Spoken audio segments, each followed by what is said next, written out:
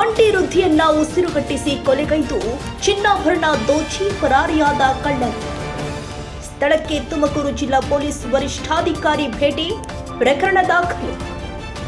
ಕುಣಿಗಲ್ ತಾಲೂಕಿನ ಹುಲಿಯೂರು ದುರ್ಗ ವ್ಯಾಪ್ತಿಯ ಉಜ್ಜಿನಿ ಗ್ರಾಮದಲ್ಲಿ ಒಂಟಿಯಾಗಿ ವಾಸವಿದ್ದ ವೃದ್ಧಿಯನ್ನ ಉಸಿರುಗಟ್ಟಿಸಿ ಕೊಲೆಗೈದು ಚಿನ್ನಾಭರಣ ದೋಚಿ ಪರಾರಿಯಾಗಿರುವ ಘಟನೆ ಜರುಗಿದೆ.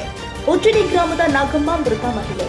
ಅಕ್ಕಪಕ್ಕದ ಮನೆಯವರು ವೃದ್ಧೆ ನಾಗಮ್ಮ ಮನೆಯಾಚೆಗೆ ಬಾರದೆ ಇರುವುದನ್ನು ಗಮನಿಸಿ ಕುಟುಂಬಸ್ಥರಿಗೆ ಕರೆ ಮಾಡಿ ನಿಮ್ಮ ತಾಯಿ ಬೆಂಗಳೂರಿಗೆ ಬಂದಿದ್ದಾರಾ ಎಂದು ವಿಚಾರಿಸಿದ್ದಾರೆ.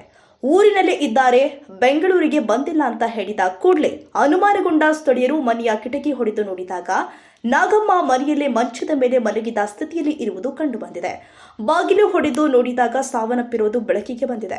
ಕುಟುಂಬಸ್ಥರು ಬಂದು ನೋಡಿದಾಗ ನಾಗಮ್ಮನ ಮೈ ಮೇಲೆ ಖಾರದ ಪುಡಿ ಚೆಲ್ಲಿರುವುದು ಹಾಗೂ ವೃದ್ಧಿಯ ಮೈ ಮೇಲಿದ್ದ ಒಡವೆಗಳು ಕಾಣದೇ ಇದ್ದಾಗ ಅನುಮಾನಗೊಂಡ ಕುಟುಂಬಸ್ಥರು ಹುಲಿಯೂರು ದುರ್ಗ ಪೊಲೀಸರಿಗೆ ಮಾಹಿತಿಯನ್ನು ಕೊಟ್ಟಿದ್ದಾರೆ. ಸ್ಥಳಕ್ಕೆ ಜಿಲ್ಲಾ ಪೊಲೀಸ್ ವರಿಷ್ಠಾಧಿಕಾರಿ KV Ashoka, Kunigal DYSP Om Prakash, Amrutur CPI Naveen Gowda, Huliyur ದುರ್ಗ ಪೊಲೀಸರು ವಿಧಿ ವಿಜ್ಞಾನ ಪ್ರಯೋಗಾಲಯ ತಂಡ ಶ್ವಾನದಳ ಭೇಟಿ ಕೊಟ್ಟು ಪರಿಶೀಲನೆ ಮಾಡಿದ್ದು, ಘಟನೆ ಸಂಬಂಧ ಹುಲಿಯೂರು ದುರ್ಗ ಪೊಲೀಸ್ ಠಾಣೆಯಲ್ಲಿ ಪ್ರಕರಣ ದಾಖಲಾಗಿದೆ. ಮೃತರಿಗೆ 3 ಮಕ್ಕಳು, 2 ಹೆಣ್ಣು ಮಕ್ಕಳು, 1 ಮಗ ಬೆಂಗಳೂರಲ್ಲಿ ವಾಸವಿದ್ದ. ವೃದ್ಧೆ ನಾಗಮ್ಮ ಉಜ್ಜಿನಿ ಗ್ರಾಮದ ತಮ್ಮ ಮನೆಯಲ್ಲಿ ಒಂಟಿಯಾಗಿ ವಾಸವಿದ್ದರು. ಕಳೆದ 2 ದಿನಗಳಿಂದ ಮನೆಯಿಂದ ಆಚೆ ಬಾರದನ್ನ ಗಮನಿಸಿದಾಗ ಪ್ರಕರಣ ಬೆಳಕಿಗೆ ಬಂದಿದೆ. ನಾಗಮ್ಮಳ ಕಣ್ಣಿಗೆ ಖಾರದ ಪುಡಿ ಎರಚಿ ಉಸಿರುಗಟ್ಟಿಸಿ ಕೊಲೆ ಮಾಡಿರುವ ಕಳ್ಳರು ನಾಗಮ್ಮನ ಕೈಯಲ್ಲಿ ಇದ್ದ ಚಿನ್ನದ ಬಳೆ, ಕಿವಿಯಲ್ಲಿದ್ದ ಓಲೆ, ಚಿನ್ನದ ಸರ ಸೇರಿ ಒಟ್ಟು 120 ಗ್ರಾಂ ಚಿನ್ನಾಭರಣ ಕದ್ದೊಯ್ದಿದ್ದಾರೆ.